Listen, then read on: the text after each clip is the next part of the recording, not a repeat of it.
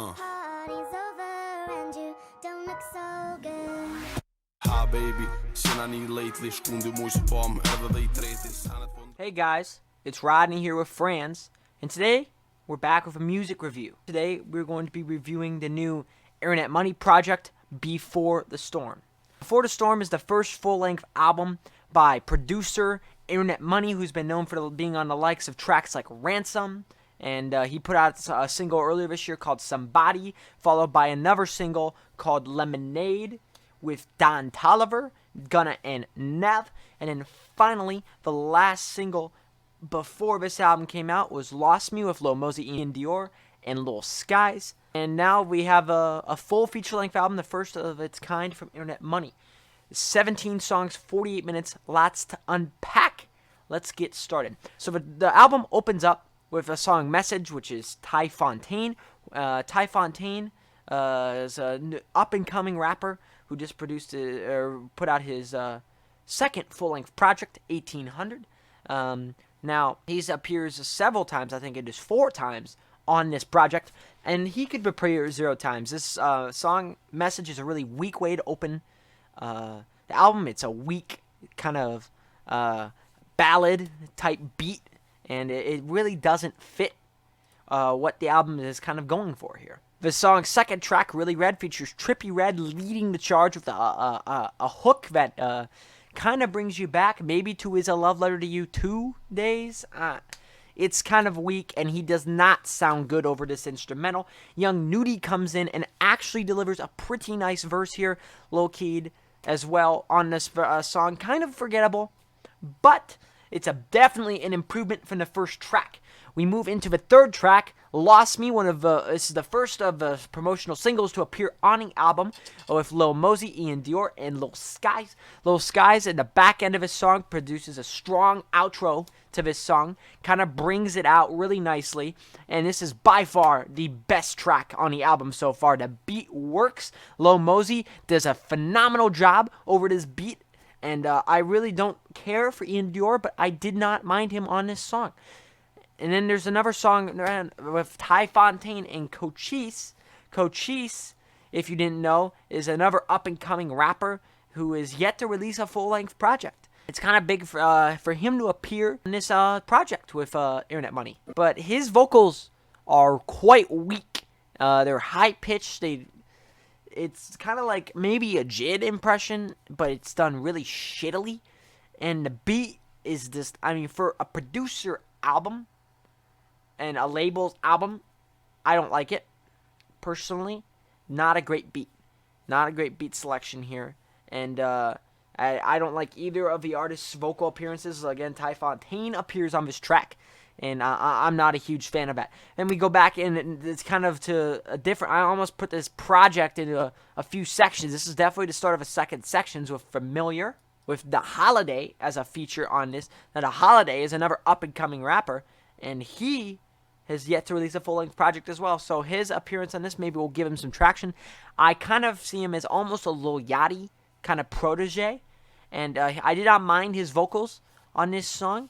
In fact, I almost quite enjoyed his vocals on this song over a kind of dance hall style, kind of a dance hall trap mix beat.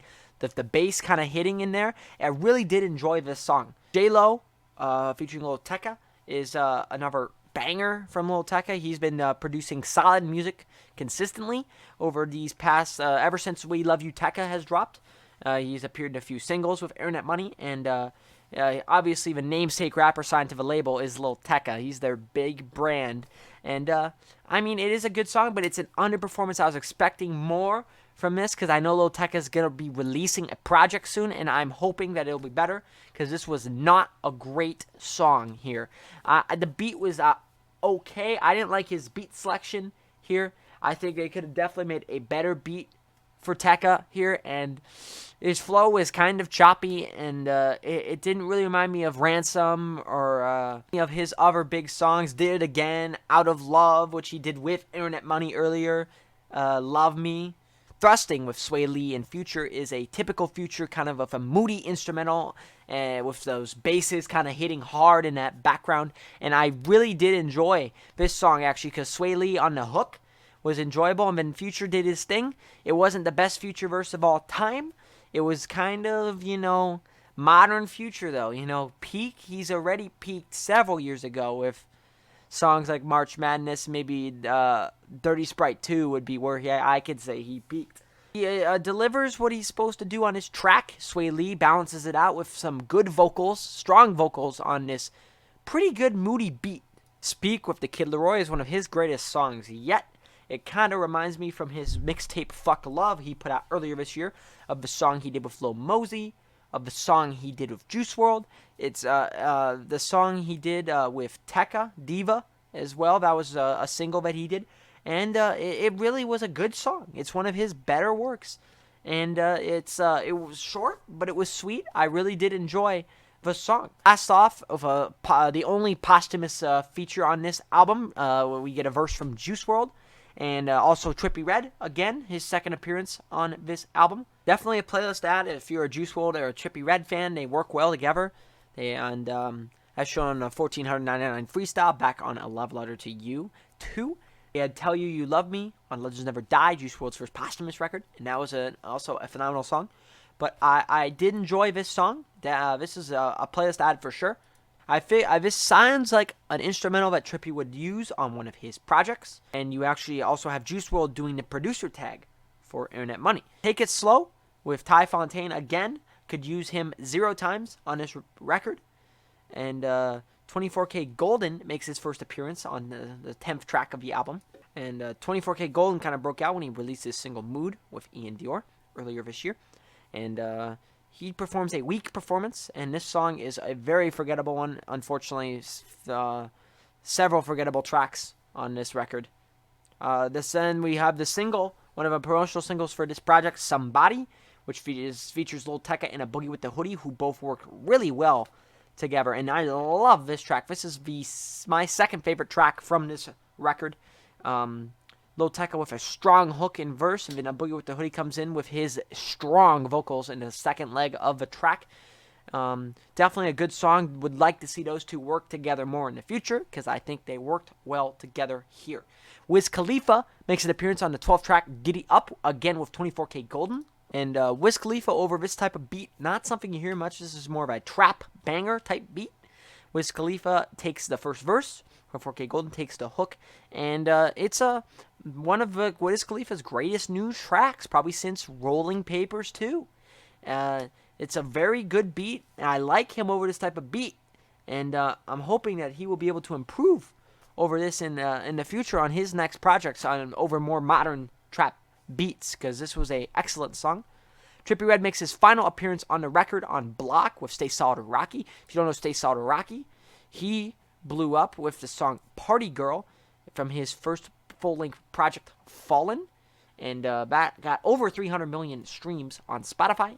And Stay Solid Rocky reminds me of almost a Polo G, and I do enjoy his vocals on this track, but Trippie Redd has a weak performance on the first leg of a song, including the chorus, and for that makes it a no-no for me.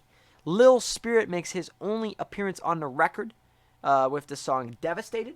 Here in the closing parts of a track, Lil Spirit, rapper, singer-songwriter almost, I would consider it, American Spirit first project, was not a well-received project. Only one of the songs topped 1 million streams. And I can see why. Weak performance here. The flat vocals, too much auto-tune, and this song didn't do it for me. Let You Down is, thank God, Ty Fontaine's last feature on the record. Cannot even hear what, and Holiday also makes an appearance here, and I cannot even understand what either of them are saying.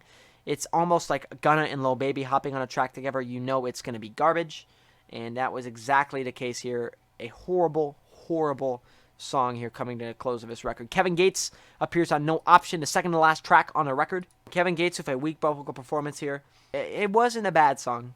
Honestly, it would have been better if you had a singer-songwriter like Tory Lanez on this track.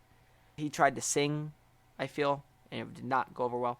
And the best track on the project comes last with a strong chorus and verse by Don Toliver, and a exceptional performance from Nav and Gunna as well on the track Lemonade. Brings you back to almost an older Travis Scott, almost with the hook, but on a more modern, a modern kind of ballad type beat. It's a phenomenal track. Should be the best track on the song or on the record, and it is at the conclusion of this record. At the end of this one, I mean, Internet Money's first project. Lots of weak features here. Lots of these songs did not need to be here. So I'm feeling a 5 on this record. Thanks, guys, for watching this review. Let me know if you want to do more of these on the Frans channel. I figure we want to use this channel for something. Jay and I were talking. So, if you enjoyed, hit that like button. And I'll talk to you guys all later. Ciao.